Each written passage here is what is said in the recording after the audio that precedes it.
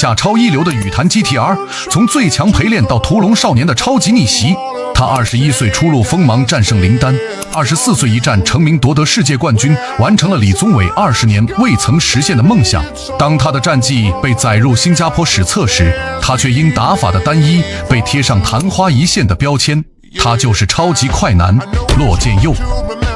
1997年6月26日，骆建佑出生于马来西亚槟城。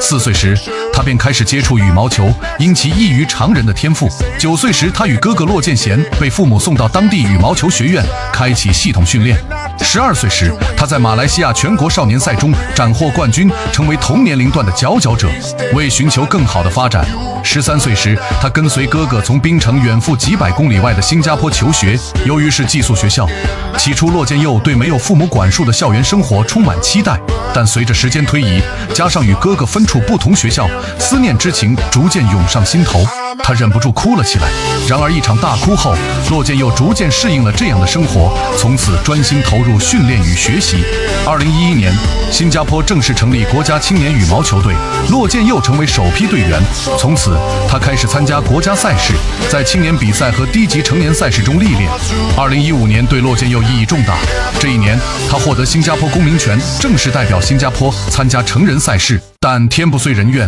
，2016年10月，根据新加坡法律，骆建佑必须完成2年兵役，这对正处上升期的运动员而言是毁灭性打击。服役期间，他完全没有系统训练时间，有时甚至只能晚上挤出空到球馆加练。由于身份特殊，那段时间他每年仅有不足1个月假期参加国际赛事。2017年，骆建佑在马来西亚国际系列赛和新加坡国际系列赛中均取得佳绩，因此新加坡国家队开始为他提供更多训练资源。2年后，结束服役的他迅速投入训练与比赛。2019年泰国大师赛上，他一路击败多名中国选手，决赛面对偶像林丹时毫不畏惧，首局14比19落后时，他抓住林丹体能下降的机会，连续得分完成逆转。第2局复刻首局表现，在落后局面下后程发力，最终连扳2局战胜林丹夺冠。此战让他一战成名，世界排名从第125位跃升至第29位。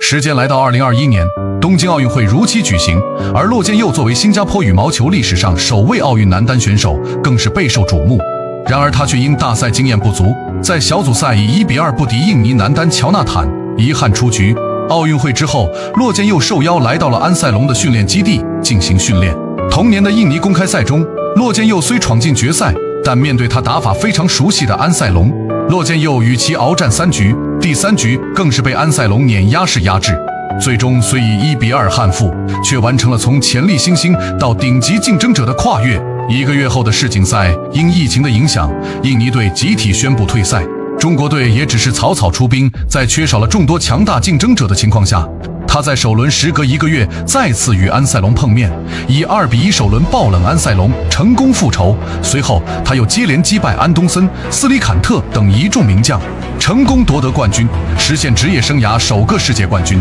而世界排名也因此飙升至第6位。也许是之前的光芒太过于耀眼，骆建佑的打法逐渐被针对，在随后的比赛中，他频繁遭遇首轮爆冷。世锦赛之后，骆建佑对冠军似乎已有些陌生，直至2024年西班牙羽毛球大师赛，他再次闯进决赛，击败大波波夫后成功夺冠，打破3年冠军荒。可能真如网友所说，骆建佑只是昙花一现，但24岁登上世锦赛宝座的他，成就已远超同时代选手。希望他能重新找回状态，期待今后斩获更好的成绩。